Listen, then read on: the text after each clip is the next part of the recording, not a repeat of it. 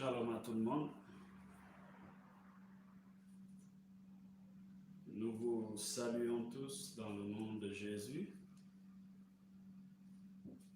Et nous bénissons Dieu qui nous accorde ces moments de communion, ces moments de prière, ces moments de révélation autour de sa parole.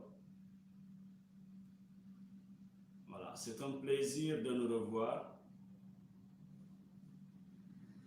Nous disons merci pour la présence de chacun d'entre nous. Merci de commencer à partager la vidéo. Comme ça, on va commencer à l'heure pile. Nous pouvons faire un maximum de partage sur Facebook comme sur YouTube. Partager au maximum. Parce qu'il y en a qui ne reçoivent pas de notification, je le rappelle. Alors, à travers les partages sur WhatsApp, si nous sommes sur YouTube et sur Facebook, ils prennent le lien et ils se connectent directement.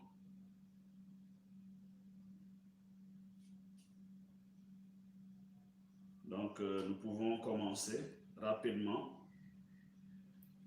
Et likez la vidéo aussi pour stabiliser la connexion. Likez sur YouTube, sur Facebook aussi, envoyez des j'aime. Nous disposons dès à présent à recevoir la parole de Dieu.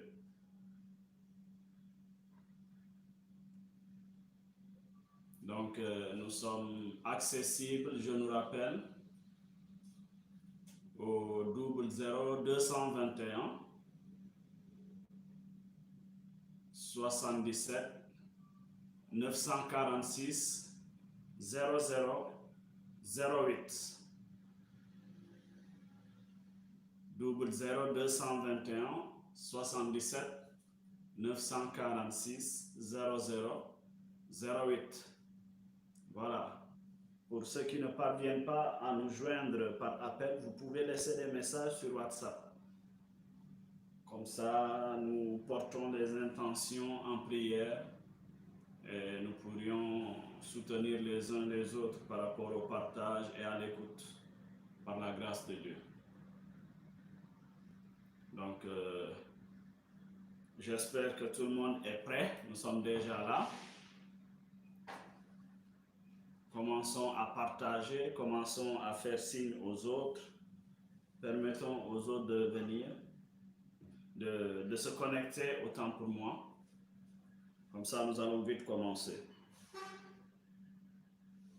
Comme écrit sur le flyer, le thème c'est le vrai Jésus. Le vrai Jésus. Donc, soyons disposés à connaître notre Seigneur et à l'aimer. Donc, maximum de partage. Un maximum de partage.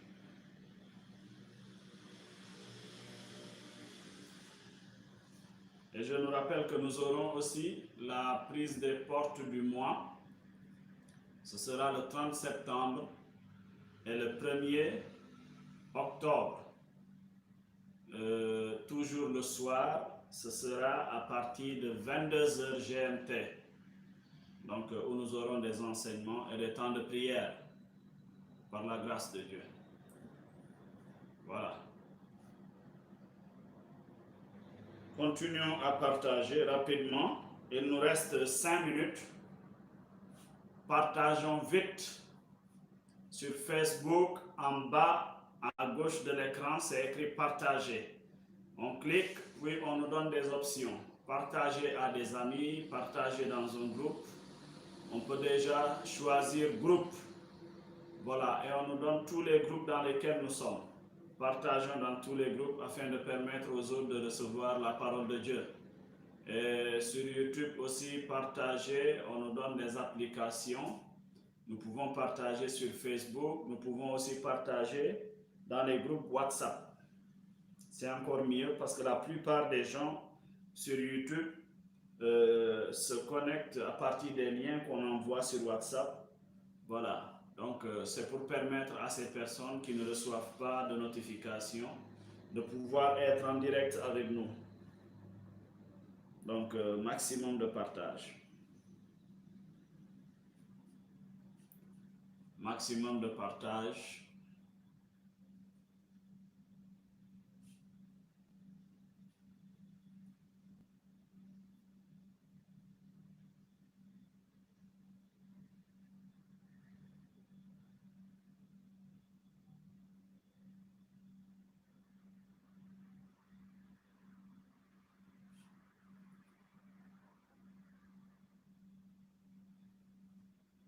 Il nous reste 4 minutes. Et nous allons commencer. Il nous reste 4 minutes.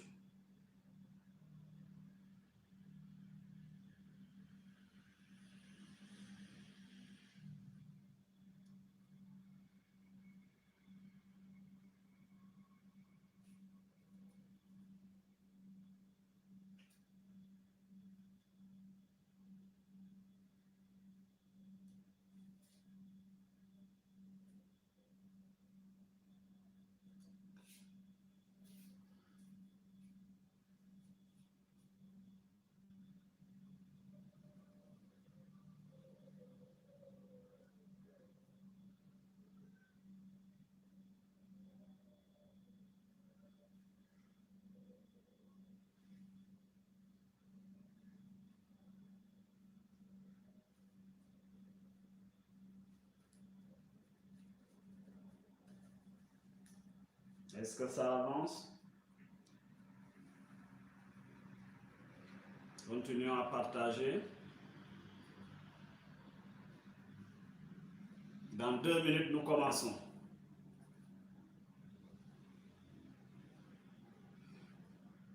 Maximum de partage. Dans 2 minutes, nous commençons.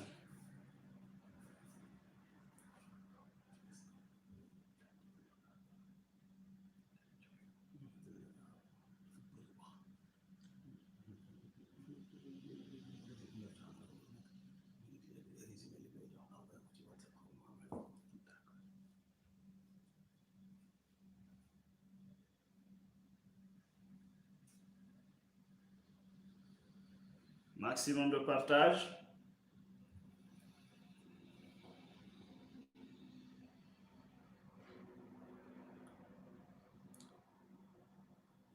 Nous allons bientôt commencer.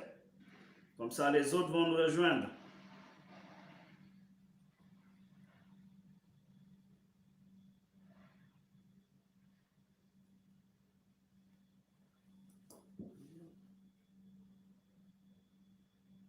Maximum de partage, s'il vous plaît. Nous pouvons nous signaler rapidement. Nous pouvons nous signaler rapidement. Et nous allons commencer.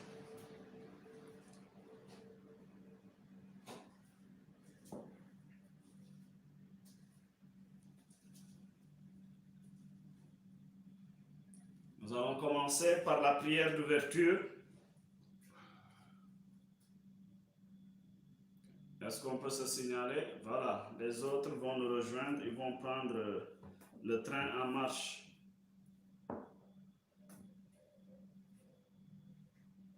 Nous pouvons déjà nous disposer de là où nous sommes. Nous sommes rassemblés au nom du Père et du Fils et du Saint-Esprit. Amen.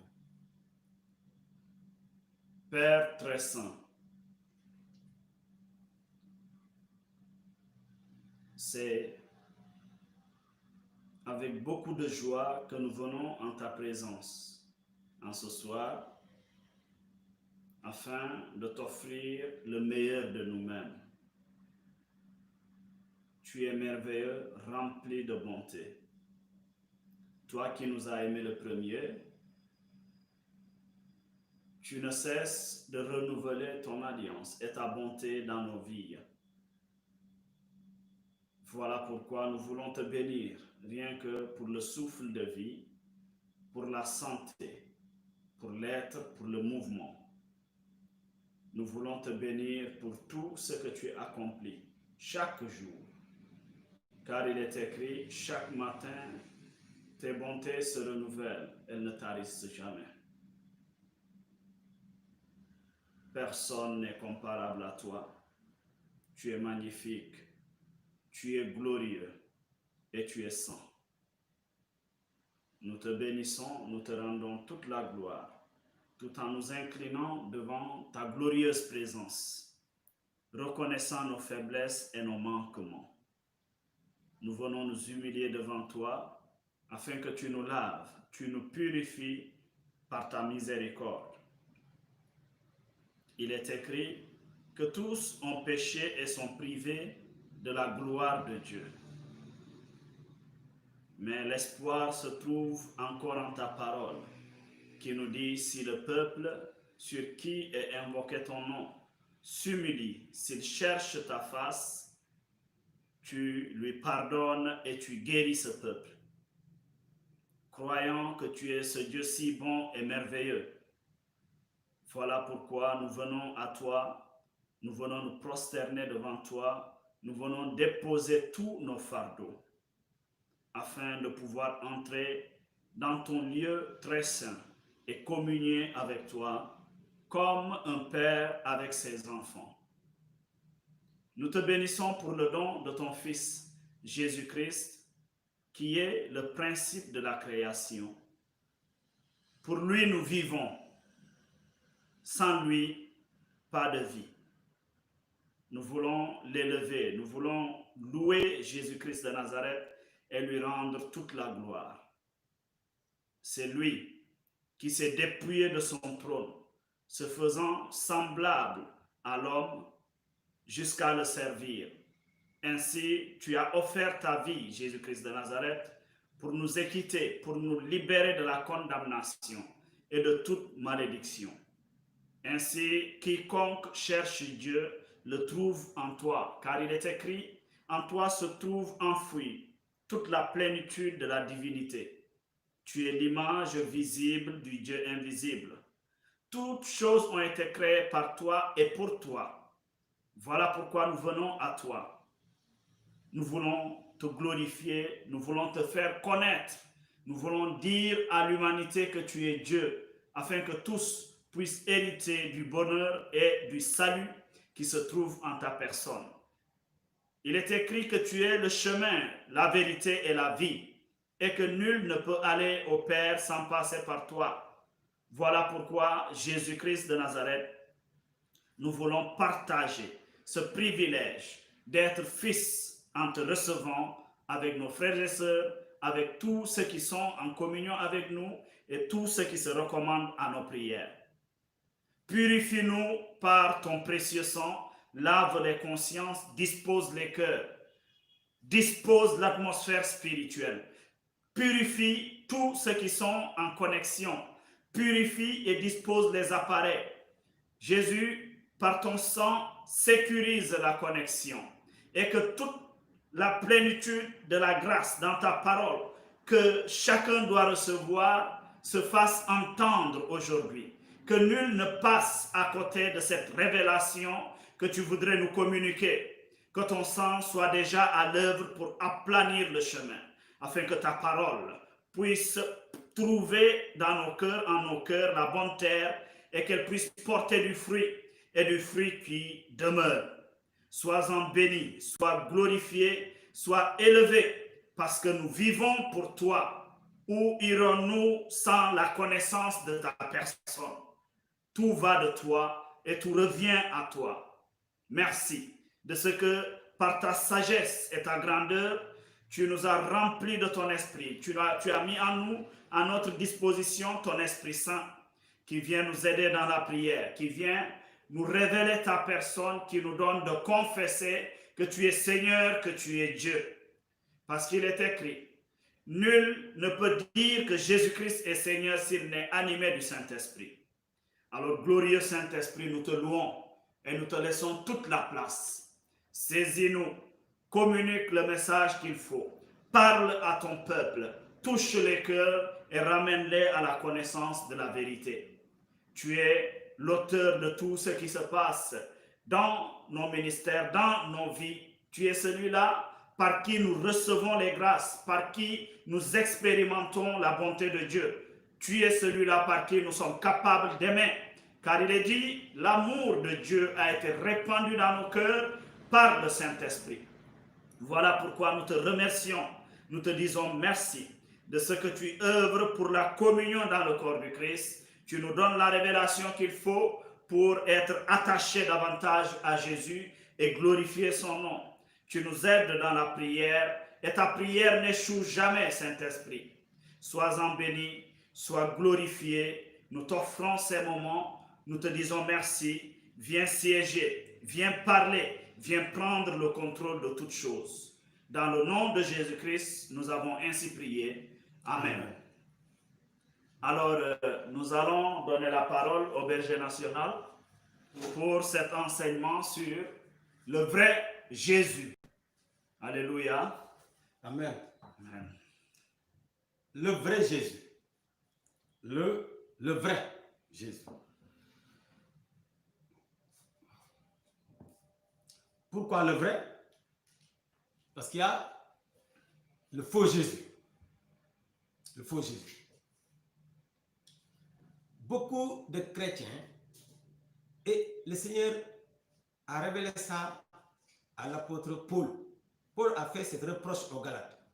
Beaucoup de chrétiens peuvent commencer avec le vrai Jésus et puis finir avec un faux Jésus. Beaucoup de chrétiens ou bien beaucoup d'autres personnes peuvent commencer avec le faux Jésus et puis finir avec le vrai Jésus. Voilà pourquoi l'enseignement de ce soir, c'est pour nous aider à faire attention à ceux qui veulent égarer aujourd'hui les enfants de Dieu. L'enseignement de ce soir nous permet d'être vigilants. Il y a aussi beaucoup de personnes, beaucoup de chrétiens qui peuvent commencer avec le vrai Jésus et terminer avec le vrai Jésus. Il faut un discernement. Il faut un discernement. Vous pouvez commencer avec le vrai Jésus et vous terminez avec le faux Jésus, croyant que toujours c'est le vrai.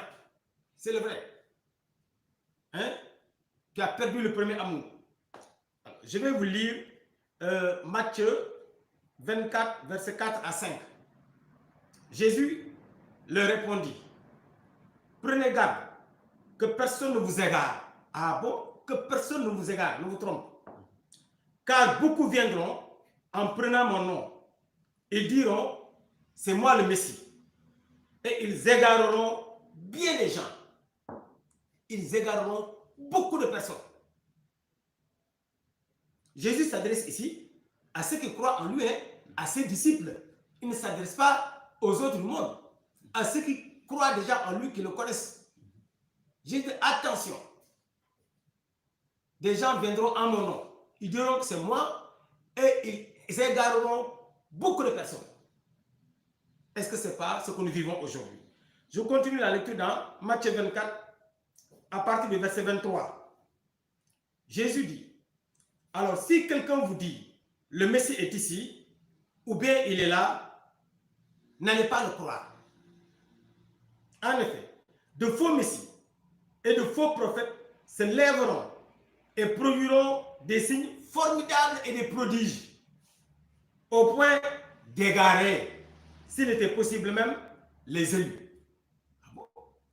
Au point même d'égarer même les élus. Voilà, je vous ai prévenu. Verset 26. Si donc on vous dit, le voici dans le désert, ne vous y rendez pas.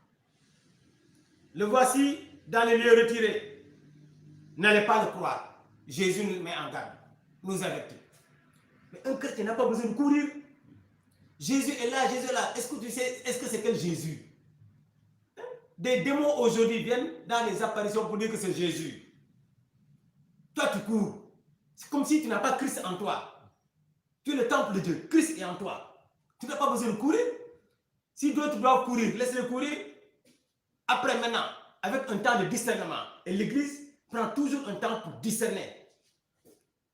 Voilà. Mais tu n'as pas besoin de courir à gauche et à droite. Jésus est là, Jésus est là-bas, Jésus est tout court. C'est comme ça qu'on trompe les enfants de Dieu. Un ange est là-bas, un ange est là-bas, on court. Un saint est apparu là-bas, on court. Et si on ne fait pas attention, vous êtes en train d'être égaré. Vous avez Jésus en vous, vous n'avez pas besoin de courir. Donc quand on parle du vrai Jésus, c'est parce qu'il y a de faux Jésus. De faux Jésus. Quelle est la différence maintenant, on va le voir tout à l'heure, entre le vrai Jésus et les autres Jésus, que j'appelle de faux Jésus. Comme Jésus a prévenu ici ses disciples, en leur disant, il y aura de faux Christ, de faux Messie, donc de faux Jésus qui viendront. Alors, le vrai Jésus, c'est le Jésus crucifié à la croix. Le vrai Jésus, c'est le Jésus qui a été crucifié à la croix entre deux brigands, deux bandits.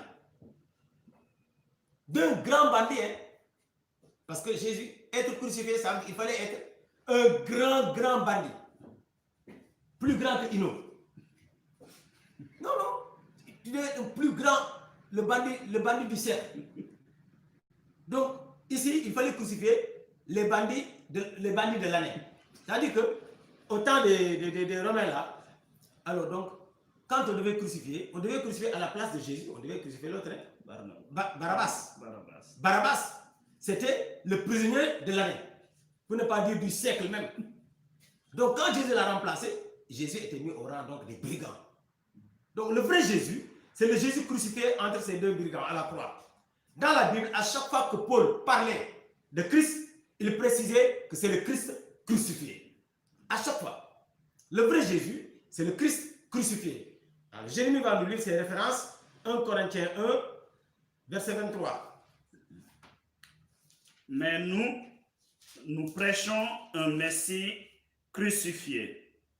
Scandale pour les Juifs, folie pour les païens. Ah, vous avez entendu? Il dit que le Messie, le Christ, ouais, que lui il prêche, que l'Église prêche, c'est le Christ crucifié. Christ crucifié. Alors prends aussi 1 Corinthiens 2, 2. Car j'ai décidé de ne rien savoir parmi vous, sinon Jésus-Christ. Et Jésus-Christ crucifié. Il reprend encore. Voilà l'évangile de l'apôtre Paul. Il prêche, il met l'accent sur la croix. Voilà. Tu peux terminer par Galates 1, 6 à 8. Galates 1, 6 à 8. J'admire avec quelle rapidité vous vous détournez de celui qui vous a appelé par la grâce du Christ pour passer à une autre évangile. Alors, donc, voyez, les Galates, ils se sont détournés du vrai Jésus. Ah bon? Donc, on peut se détourner du vrai. Et pourtant, si Paul ne les avait pas avertis, ils croyaient qu'ils étaient encore en Christ. Continue. Non pas qu'il y en ait un autre, il y a seulement des gens qui jettent le trouble parmi vous et qui veulent renverser l'évangile du Christ. Mais si quelqu'un, même nous ou un ange du ciel, vous annoncez un évangile différent de celui que nous vous avons annoncé, dit qu'il soit anathème. Qu'il soit maudit. C'est grave, hein? Les propos de Paul sont assez durs. Il dit donc, si quelqu'un vient vous annoncer un autre évangile que celui que nous vous avons annoncé, qu'il soit anathème. Qu'il soit anathème. Et n'oubliez pas, on a lu Paul tout à l'heure aux Corinthiens. Paul, l'évangile qu'il annonce, c'est Christ crucifié. Christ crucifié. Nous l'avons déjà dit, et je le redis maintenant. Si quelqu'un vous annonce un évangile différent de celui que vous avez reçu, qu'il soit anathème. Voilà, c'est bon. Donc, il parle donc de si on vous annonce un autre évangile que celui que les apôtres ont annoncé, il s'agit de Christ crucifié, qu'il soit maudit. C'est une malédiction. hein, de s'attacher à un faux Christ. Alors, donc ici, dès que vous enlevez la croix de l'évangile, il ne reste plus rien. Et c'est nous, hein, nous les prédicateurs là, nous qui prêchons, qui partageons Christ et tout ça, un homme de Dieu qui enlève la croix de l'évangile, de sa prédication, il ne reste plus rien. Le Jésus crucifié, ce qui l'intéresse principalement, c'est le salut des âmes. C'est ça, quand Paul prêche Christ crucifié, c'est pour le salut des âmes. C'est ça qui intéresse le Jésus crucifié. La première chose que le Christ crucifié assure en nous, c'est le salut des âmes. Donc, quand on prêche l'évangile, c'est en vue du salut des âmes. C'est en vue du salut des âmes et de l'édification des âmes. Hein? Avant de s'occuper à quoi que ce soit dans votre vie, Jésus veut d'abord sauver vos âmes. Quand Jésus vient dans la vie de quelqu'un, ce n'est pas pour dire non, je vais te donner un mari. Non, non, non, non. Non, Jésus d'abord, ce qu'il veut, c'est le salut de ton âme. C'est ce qu'il cherche d'abord. Et il faut qu'on dise cela aux gens, la vérité aux gens. On attire souvent les gens à Jésus-Christ pour leur dire que non, c'est parce que Jésus va vous donner ça et ça et ça. Non! C'est d'abord pour le salut de leurs âmes. C'est très important. Si le Seigneur Jésus vous donne tout et il ne vous donne pas la vie éternelle, comme j'ai eu à l'enseigner, c'est que vous n'avez rien. Vous n'avez rien. Si Jésus vous donne tout l'or du monde, toutes les richesses du monde, hein, les gloires des royaumes, comme le diable l'avait proposé à Jésus, si Jésus vous donne tout, vous élève et ne vous donne pas la vie éternelle, ne sauve pas votre âme, vous n'avez rien, vous êtes perdu. Donc, si vous entendez quelqu'un vous parler de Jésus sans mettre l'accent sur le salut des âmes, faites attention à cette personne. Faites attention à cette personne. Ça, c'est pas le vrai évangile. On parle de tout, mais on ne se soucie pas du salut des âmes. On ne porte pas le fardeau, ce fardeau-là. Ça, il faut fuir ces personnes-là. Aujourd'hui, on ne nous présente que le Jésus qui fait des miracles, qui délivre, qui bénit, qui donne des mariages, qui donne des enfants, qui donne la prospérité. Jésus a dit, mais le Père, vous avez besoin de ces choses. Et ce n'est pas ça qu'il faut chercher. Il faut chercher. Est-ce que nous sommes des païens? Nous ne sommes pas des païens. Jésus dit, ce sont les païens qui recherchent ces choses. Ça veut dire quoi? Si nous mettons à rechercher ces choses, de manière effrénée, ces choses-là, nous ne sommes pas différents des païens. Nous sommes des païens. Nous sommes des païens. Donc, les prédicateurs doivent faire attention. Attention à ce que vous enseignez. Attention à vos prédications. Ne présentez pas le Jésus qui fait seulement des miracles, qui délivre, qui bénit. Jésus est venu, sa priorité, c'est le salut des âmes. Donc, le vrai Jésus, c'est le Christ crucifié. Alors, le vrai Jésus aussi a son évangile, comme tu l'as lu tout à l'heure dans le livre des Galates, au chapitre 1. Alors, le vrai Jésus a son évangile, qui est différent des autres évangiles. Différent des autres évangiles, parce qu'aujourd'hui, on a beaucoup d'évangiles. On parle aujourd'hui de l'évangile de la prospérité. Ça, ce n'est pas l'évangile de Christ, centré sur l'amour de l'argent, sur comment être un champion. Alors, donc, le vrai Jésus a son évangile qui est différent des autres Jésus. Son évangile est christocentrique. Le vrai Jésus. Son évangile est christocentrique. Et Paul l'a rappelé aux Galates. Ça veut dire quoi? Son évangile est centré uniquement sur l'œuvre accomplie à la croix. L'évangile de Jésus est centré sur l'œuvre accomplie à la croix. Prends-moi 1 Corinthiens 15, verset 1 à 4. Je vous rappelle, frères, l'évangile que je vous ai annoncé, que vous avez reçu, auquel vous restez attachés, et par lequel vous serez sauvés si vous le retenez tel que je vous l'ai annoncé. Autrement dit, vous auriez cru en vain. Je vous ai transmis en premier lieu ce que j'avais reçu moi-même. Voilà, maintenant écoutez bien son évangile. Christ est mort pour nos péchés, selon les Écritures. Il a été enseveli, il est ressuscité le 3e jour, selon les Écritures. Voilà l'évangile. L'évangile est centré sur ça. Si vous enlevez ça, ce n'est plus l'évangile. L'évangile. Et Paul insiste. Il dit, je vous rappelle frère, l'évangile que je vous ai annoncé, que vous avez reçu, auquel vous restez attachés et par lequel vous serez sauvés. Par lequel il se souciait du salut des âmes. Et par lequel vous serez sauvés. Si vous le retenez, tel que je vous l'ai annoncé. Sinon, si vous retenez un autre évangile, tant pis pour vous. Il est clair. Donc, il dit ici, l'évangile des autres, Jésus, est centré sur le bien-être de l'homme. Centré sur le bien-être de l'homme. L'évangile des autres, Jésus. Il est bâti sur l'homme de Dieu, souvent, et sur son onction. Oui, oui. Les gens, ils ne cherchent plus Jésus, ils cherchent l'homme de Dieu. L'onction de l'homme de Dieu. Tout est centré sur l'homme de Dieu. Tout tourne autour de lui. Tout tourne autour du berger. Ou bien tout tourne autour, je ne sais pas, de telle personne. Non. La vie chrétienne est centrée sur la personne de Jésus-Christ. Tout doit tourner autour. Donc, le faux évangile attache les gens à l'homme de Dieu. Attache les gens à la personne. Et non à Christ. Et ça, les hommes de Dieu font exprès. Pour attirer les gens à eux.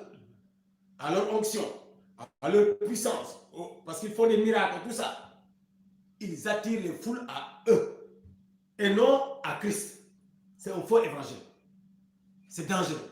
Si, dans ta foi, dans ta vie chrétienne, tu remarques que toi, tu as donné beaucoup plus d'importance à l'homme de Dieu, plus qu'à Christ, tout ce que l'homme de Dieu fait, tu dépends de lui. Tu cours, tu fais, mais tu n'as pas de temps pour Christ, pour prier, pour adorer ton Dieu. Tu es en danger. Tu es en danger. C'est cet évangile qui a amené notamment cette parole en vogue. Père spirituel. Mon Père spirituel. C'est pas mal, hein? C'est bien même, c'est biblique. D'avoir un Père spirituel et tout ça. Tout ça, c'est bon.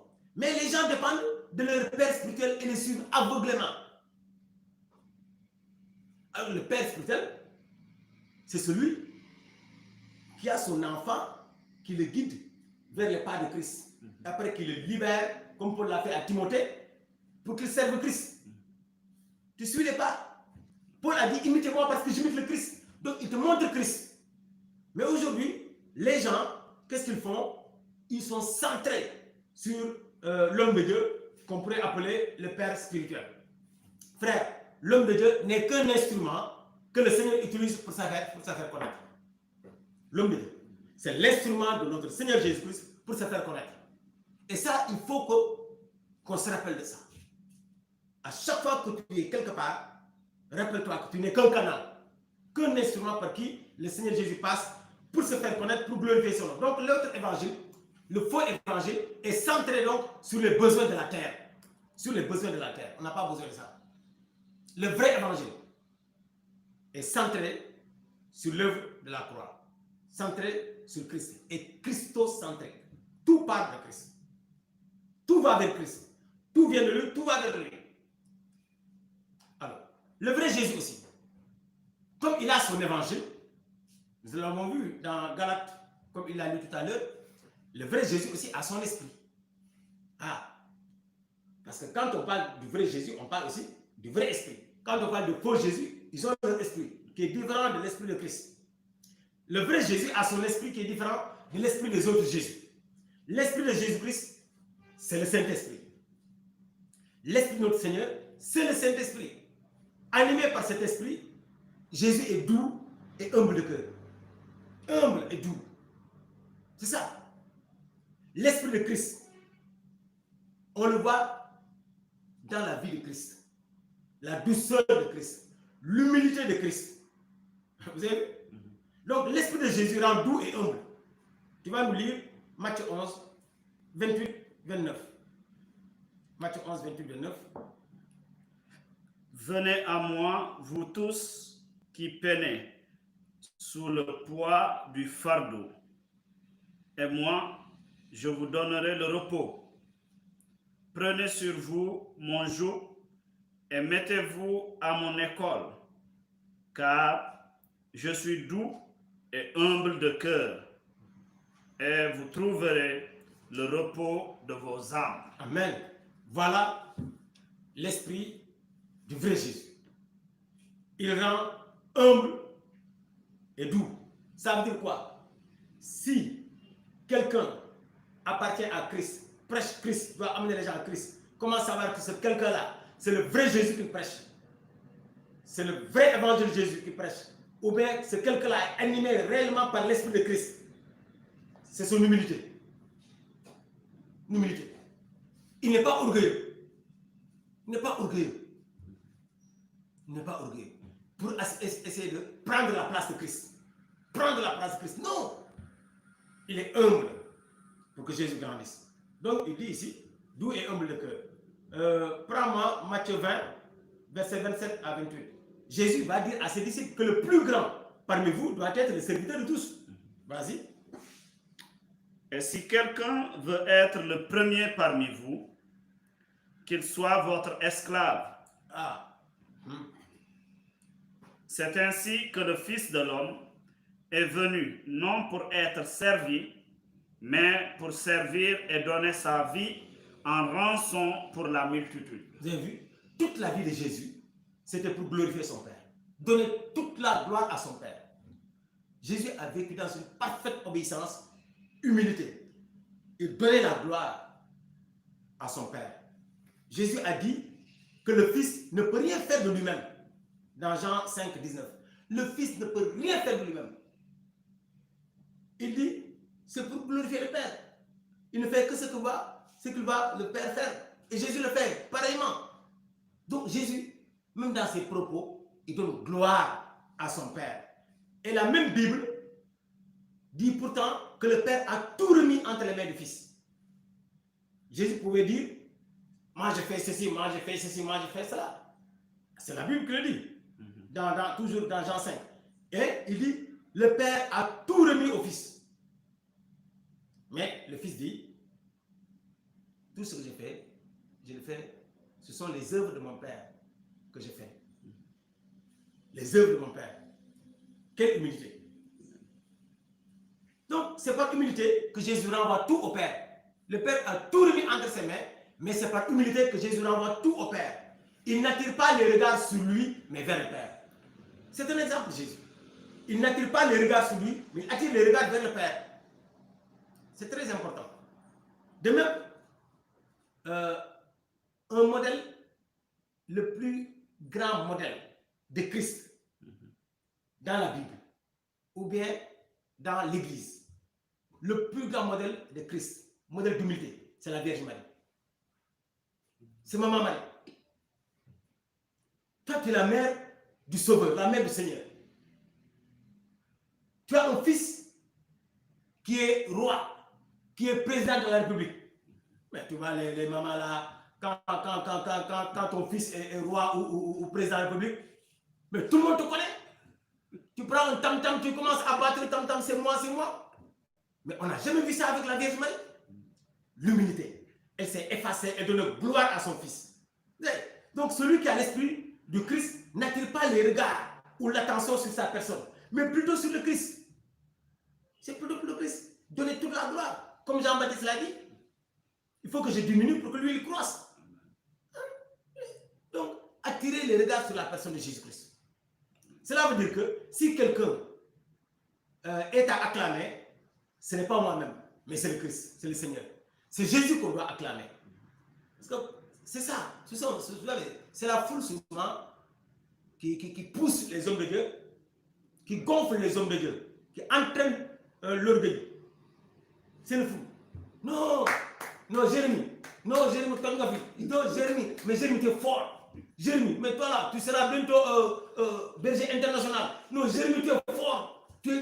Non, Jérémie, mais toi, tu n'es pas comme les autres. Tu es fort. Ils te gonflent.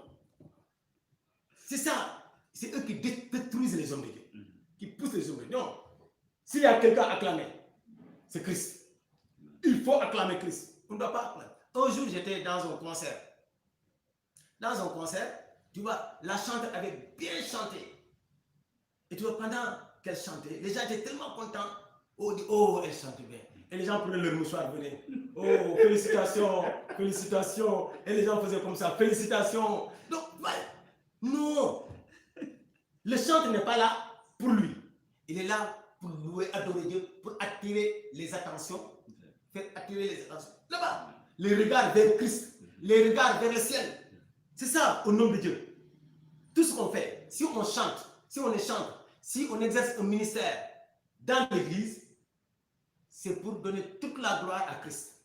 Comme le Christ l'a fait pour son Père, nous on doit le faire pour le Christ. C'est important.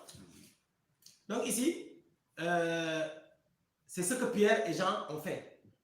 Quand on a voulu les acclamer, ils ont dit non, prends acte 3, verset 12. À cette vue, Pierre s'adressa au peuple. Il venait de faire un miracle. Israélites, pourquoi vous étonnez de ce qui arrive? Ou pourquoi nous fixer? Pourquoi vous nous regardez? Pourquoi? Ça dit que fixer ici, regarder ici, signifie ici. Vous nous prenez comme des superman, comme des dieux. Oui. Pourquoi nous fixez-nous comme si c'était par notre puissance ou notre piété personnelle que nous avions fait marcher cet homme? C'est ça. Il dit non, ne fixez pas vos regards sur nous. Ce n'est pas par notre force, ni par notre puissance, ni par notre piété que cet homme, nous l'avons fait marcher. Non. Et si on continue, vous allez voir qu'il va donner gloire à son maître, le Seigneur Jésus. Toute la gloire lui revient. Donc, alors que l'esprit des autres Jésus, c'est un esprit d'orgueil. L'orgueil. Un esprit d'arrogance. D'arrogance. Un esprit de l'amour du monde et des choses du monde. C'est ça. Donc, l'esprit de Christ rend humble et donne toute la gloire à Jésus. Tu peux prendre Philippiens 3. Philippiens 3, versets 18 à 19. Beaucoup, en effet, je vous le disais souvent et le redis maintenant en pleurant, se conduisent en ennemis de la croix du Christ. C'est ça. Aujourd'hui, beaucoup de prédicateurs, beaucoup d'hommes de Dieu se conduisent en ennemis de la croix du Christ parce que ce qu'ils annoncent est contraire à l'évangile de la croix. L'évangile est centré sur le message de la croix, du salut des âmes. Il faut prêcher le salut des âmes. Les gens sont en train de se perdre. Les réseaux sociaux, le monde aujourd'hui, les gens, tu vois, avec les téléfilms là, aujourd'hui, le monde est en ébullition. On ne sait plus qui fait quoi. Donc, les vrais hommes de Dieu, les hommes de Dieu doivent prêcher le salut des âmes, le retour à Christ. Mais ils se conduisent comme les ennemis de la croix. Continue. Leur fin sera la perdition. Voilà.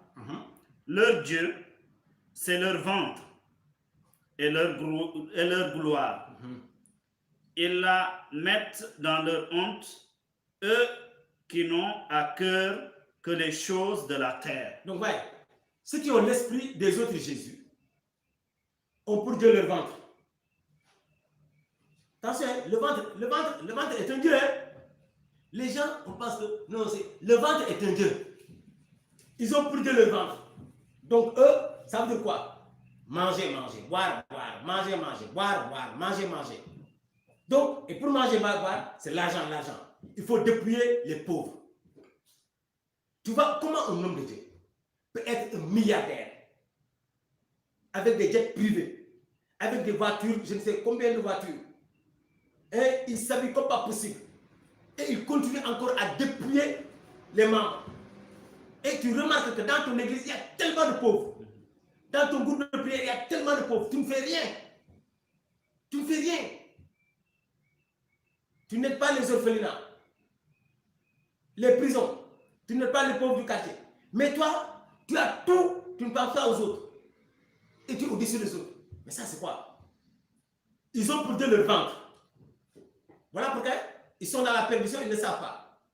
Donc, vous devez savoir que les autres Jésus font aussi des miracles. On l'a vu dans Matthieu 24. Ils feront des prodiges, des signes, des miracles. Le faux Jésus. Le vrai Jésus a dit qu'au jugement dernier, beaucoup viendront lui dire, n'avons-nous pas prophétisé en ton nom, chassé des démons en ton nom, fait de nombreux miracles en ton nom. Dans Matthieu 7, verset 21 à 23. Ah oui, c'est le vrai Jésus qui a dit ça. Il a dit, dans les derniers jours, au jugement dernier, des gens viendront lui dire, mais n'avons-nous pas fait ceci en ton nom? Jésus leur répondra, mais éloignez-vous de moi, je ne vous connais pas. Je ne vous connais pas parce que vous pratiquez l'iniquité, l'injustice. D'accord. Donc, le vrai Jésus a son évangile qui est christocentré et a son esprit qui est un esprit qui rend humble. C'est le Saint-Esprit qui est là pour donner toute la gloire à Jésus. Dans Jean 16, verset 14, il est dit que l'Esprit est venu pour glorifier Jésus. Rien que ça. Donc celui qui a l'Esprit de Christ, mais il ne peut pas se glorifier de lui-même. Il ne peut pas être arrogant. Il ne peut pas être orgueilleux. Il ne peut pas centrer les regards sur lui. Celui qui a l'Esprit de Christ, il donne toute la gloire à Jésus. Il renvoie les gens à Jésus. Et ensuite, il a compassion des âmes. Tu ne peux pas encore, toi, vivre dans l'opulence, avoir tout, alors que vraiment, il y a dans ton église, là, il y a dans ton groupe de prière là-dedans, mais il y a des gens qui sont pauvres comme pas possible. Et ces gens-là font des efforts. Hein? Allez, donnez-moi la dîme, donnez-moi l'offrande du prophète, dîme ceci. Ça, c'est quoi ça? Ça, c'est quoi ça? Hein? Ça, c'est quoi ça? On continue à dépouiller. Tu sais que les catholiques aussi sont trop naïfs. Il y a des catholiques qui sont trop naïfs. On continue encore à les dépouiller. Parce qu'ils avaient l'habitude d'aller chez les marabouts et de donner. Aujourd'hui, dès qu'ils voient au nombre de Dieu qui prêchent qu'il faut faire des miracles, ils pensent qu'il faut donner aussi. Non, Jésus a dit vous avez reçu gratuitement, donnez gratuitement. Donnez gratuitement. On ne peut pas monnayer l'évangile. C'est la simonie. On ne peut pas. On ne peut pas monnayer l'évangile. Au contraire, les hommes de Dieu, si Jésus les bénit, si quelqu'un veut te bénir, Jérémie, toi tu n'as rien demandé. Amen. Gloire à Jésus. Toi tu es une bénédiction. Mais nous les hommes de Dieu, nous ne devons pas toujours recevoir. Qu'est-ce que nous donnons? On vit avec des gens. Qu'est-ce que nous donnons aux gens? Oui, l'homme de Dieu, l'offrande du prophète. Ça, c'est l'Ancien Testament. Dans le Nouveau Testament, ce qui a été dit, c'est Galates 6, verset 6 à 7. C'est ça. Voilà. Lis-moi Galates 6, verset 6 à 7. Voilà. C'est la seule exigence. Pas une question d'offrande du prophète, dîme à gauche, dîme à droite, je ne sais quoi. Non. Galates 6, 6 à 7. Oui. Que celui qui reçoit l'enseignement de la parole fasse une part dans tous ses biens en faveur de celui qui l'instruit. Ne vous faites pas d'illusions. Dieu ne se laisse pas narguer, car ce que l'homme sème, il le récoltera. Vous entendez? La seule exigence, c'est que il est dit ici, et c'est un commandement, hein, Paul dit. Donc, que celui à qui l'on enseigne la parole de Dieu fasse une part de ses biens à celui qui l'enseigne. On n'a pas parlé de dîme. On n'a pas parlé de ceci ou cela. Parce que toi, tu es prêtre en Christ. L'autre est prêtre en Christ. Et le prêtre reçoit la dîme. Le prêtre ne donne pas la dîme. Je vais avoir l'occasion d'enseigner ici la dîme un jour. Elle n'est plus d'actualité. L'Église catholique n'enseigne plus la dîme. Si on vous enseigne la dîme, c'est parce qu'on veut vous arnaquer, on veut vous dépouiller, on veut vous voler. Non. Maintenant, si toi, la Bible dit que maintenant, toi, ce que tu peux faire, c'est que s'il y a des gens qui t'enseignent la parole de Dieu, tu peux prendre une part de tes biens pour leur accorder. On n'a pas dit combien. C'est selon ton cœur quand tu liras 1 Corinthiens 9 et 2 Corinthiens 9. C'est selon ton cœur, sans chagrin, sans contrainte. La Bible dit sans obligation. On ne peut pas t'obliger. Tu dois donner de tout ton cœur. Nous sommes maintenant libérés. Si Christ nous a libérés, c'est pour que nous soyons réellement libres. pas à gauche, à droite. Tu dois être libre de donner. Mais on t'oblige, il faut donner la dîme ici, il faut donner ceci. Et on dépouille les chrétiens comme ça. Non. Les chrétiens se sentent libres de donner. Libres de donner. Pour le royaume de Dieu. C'est ça. C'est ça. Donc, ça, c'est le vrai évangile. Le vrai évangile. On n'a jamais vu Jésus demander la dîme. Après Jésus, les apôtres de Jésus n'ont jamais demandé la dîme. Paul, qui avait la possibilité, au lieu de faire les collectes là, pour envoyer ça à l'église de Jérusalem qui était pauvre, Paul avait la possibilité, mais Paul n'a jamais demandé la dîme. Jamais. Il était c'est pas moi, à Corinthe là. Paul était un faiseur d'entente, il travaille avec ses mains. Mais pourquoi il n'a pas demandé la dîme?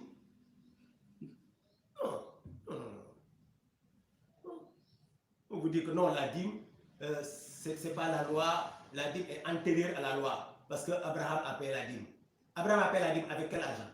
Avec Abraham n'a pas payé la dîme avec ses biens. Il a fait la guerre, il a gagné, il a pris là-bas, il a donné la dîme.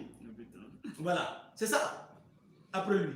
Mais la circoncision, elle est antérieure aussi à la loi. Abraham a circoncis, ainsi de suite. Mais au concile de Jérusalem, au premier concile, les apôtres ont dit on ne peut pas obliger les gentils, les païens qui ont reçu l'évangile, à la circoncision. C'est la même chose avec la dîme. Non, maintenant on ne parle plus de dîme. Parce que tous nous sommes prêtres. Un prêtre ne donne pas la dîme. Un prêtre, il reçoit la dîme. Alors voilà pourquoi c'est changé maintenant en prédicateur d'évangile, en homme de Dieu. Je suis d'accord. Si tu es prêtre, parce que tu es là pour nourrir les hommes de Dieu. Tu es un ministre de Dieu. Voilà, on doit prendre une part de nos biens pour te donner. Si tu es un pasteur, on doit prendre une part de nos biens pour te donner. Combien? C'est maintenant chacun selon son cœur. Si tu es un homme de Dieu, donc je prends une part de mes biens, je sème. C'est tout. Voilà pourquoi il dit, on ne se moque pas de Dieu. Dans Galates 6, verset 7, il dit, ce que l'homme aura semé, il va le récolter. Donc voilà le vrai Jésus. Le vrai Jésus a son évangile et a son esprit. Il est différent donc des faux Jésus, des autres Jésus, qui ont aussi leur esprit et leur évangile. L'évangile qui est centré sur le ventre. Parce que tout ça, l'amour de l'argent, tout ça, c'est manger, boire, bien s'habiller et nager dans les airs pour montrer qu'on est béni. Ils appellent ça bénédiction. Toi, tu es en train de glisser dans la pente là de l'enfer. Tu dis que l'enfer, c'est une pente. Une fois que tu es là-bas, tu glisses. Et puis c'est comme c'est de l'huile. Tu déposes tes pieds, tu glisses. Tu es en train de glisser et tu roules à fond. Tu dis, je vais au paradis. Non. Alors, le vrai Jésus, je vais terminer par ceci. Je vais prendre le prologue de Saint Jean, chapitre 1, verset 1 à 18. Et je terminerai par là. Il est dit ceci. Au commencement était le Verbe. Le Verbe, c'est la parole. Et le Verbe était tourné vers Dieu, et le Verbe était Dieu. Il était au commencement tourné vers Dieu. Tout fut par lui. Et rien de ce qui fut ne fut sans lui. En lui était la vie. Et la vie était la lumière des hommes. Et la lumière brille dans les ténèbres. Et les ténèbres ne l'ont point comprise. Il y eut un homme envoyé de Dieu, son nom était Jean. Il vint en témoin pour rendre témoignage à la lumière, afin que tous croient par lui. Il n'était pas la lumière, mais il devait rendre témoignage à la lumière. Le Verbe était la vraie lumière qui, en venant dans le monde, illumine tout homme. Il était dans le monde. Ça, c'est la préfiguration de Christ. Il était dans le monde, et le monde fut par lui. Et le monde ne l'a pas reconnu. Il est venu dans son propre bien, et les saints et les siens ne l'ont pas accueilli. Mais à ceux qui l'ont reçu, à ceux qui croient en son nom, il a donné le pouvoir de devenir enfants de Dieu. Ceux-là ne sont pas nés du sang, ni d'un vouloir de chair, ni d'un vouloir d'homme, mais de Dieu. Et le Verbe s'est fait chair. Jésus s'est fait chair. Et le Verbe s'est fait chair. Et il a habité parmi nous. Et nous avons vu sa gloire. Cette gloire que Fils unique, plein de grâce et de vérité, il tient du Père. Jean lui rend témoignage et proclame. Voici celui dont j'ai dit, après moi vient un homme qui m'a devancé, parce qu'avant moi, il était. De sa plénitude, en effet, tous, nous avons reçu et grâce sur grâce. Si la loi fut donnée par Moïse, la grâce et la vérité sont venues par Jésus-Christ. Personne n'a jamais vu Dieu. Dieu, Fils unique, qui est dans le sein du Père, nous l'a dévoilé, nous l'a révélé. Ah, voilà le vrai Jésus. Le vrai Jésus. Il est la parole de Dieu, le Verbe de Dieu. Il est la lumière du monde. Il est la vie éternelle, comme on l'a dit ici. Mais il s'est fait chair, conçu de l'Esprit Saint, né de la Vierge Marie. Et il est venu apporter la grâce et la vérité. Grâce sur grâce. Et la grâce, c'est une faveur imméritée, mais en même temps, c'est une capacité, une force, une puissance. Il est venu apporter donc la grâce et la vérité. Voilà pourquoi il dit, je suis la vérité. Voilà, Jésus. Voilà le vrai Jésus. Et qui est passé donc à la croix. Qui est passé à la croix pour le salut de l'humanité. En fait, c'est le but pour lequel Jésus est venu. Voilà pourquoi si tu prêches Jésus, tu ne prêches pas le salut des âmes à travers l'œuvre de la croix. Non, c'est pas une perdue. Jésus est descendu du Père pour un seul but principal. C'est de sauver les âmes en sacrifiant sa vie sur la croix pour nous libérer du péché et ainsi nous donner une grâce de résister au péché. Le chrétien a cette grâce. Si vous lisez Romains 6, le chrétien a la grâce, la capacité de résister au péché, de ne pas vivre dans le péché, de ne pas pratiquer le péché. C'est ça l'évangile de Christ. Parce que la croix de Christ est une puissance. C'est une puissance pour nous chrétiens. Une puissance contre le péché. Une puissance contre la malédiction. Une puissance contre le mal.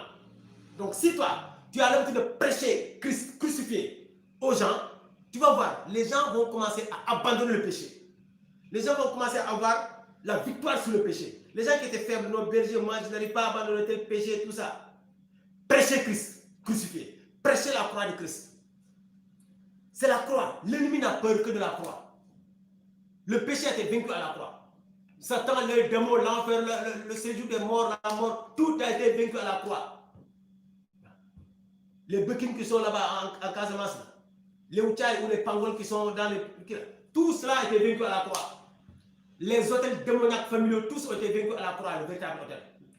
Tous les sacrifices qu'on fait ont été vaincus par l'unique sacrifice de la croix, de Jésus-Christ. Et les gardiens des hôtels là, familiaux là, ce qu'ils font là, dans nos familles, ils ont tous été vaincus par le véritable gardien, l'autel le plus puissant, le sacrificateur le plus puissant, le souverain sacrificateur, Jésus-Christ de Nazareth. Voilà le vrai Jésus que nous prêchons. Je vous invite donc, frères et sœurs, ayez l'habitude de prêcher Christ pour le salut des âmes. Les temps sont mauvais. Les temps sont mauvais. Les gens ne cherchent plus. En réalité, ouais, vous prêchez ce genre de message. Les gens ne vous écoutent pas. Parce que les gens, ils sont dans cette pente glissante-là vers l'enfer. Ils ne le savent pas. Vous prêchez la sanctification. Ces choses-là, les gens ne suivent pas, ça ne les intéresse pas. Parce qu'on a mis dans les têtes, non, il faut que tu réussisses. Il faut que j'assiste. Il faut prêcher la guérison. Tout le monde va t'écouter. Prêche le mariage. Prêche la délivrance. Les gens, c'est ça qui les intéresse. Et on perd les prédicateurs maintenant, sachant ça, pour faire plaisir aux gens, ils ne prêcheront que ces choses-là. Non, la bénédiction et tout ça. Malheureusement, il faut que les prédicateurs reviennent sur le véritable message. Qu'est-ce qu'on cherche? Qu'est-ce qu'on cherche? C'est le salut des âmes. On ne cherche pas à faire plaisir à qui que ce soit pour prêcher sur... Jésus est venu aussi pour délivrer, libérer. Mais comme souci premier, c'est le salut des âmes. Que Dieu vous bénisse. Amen.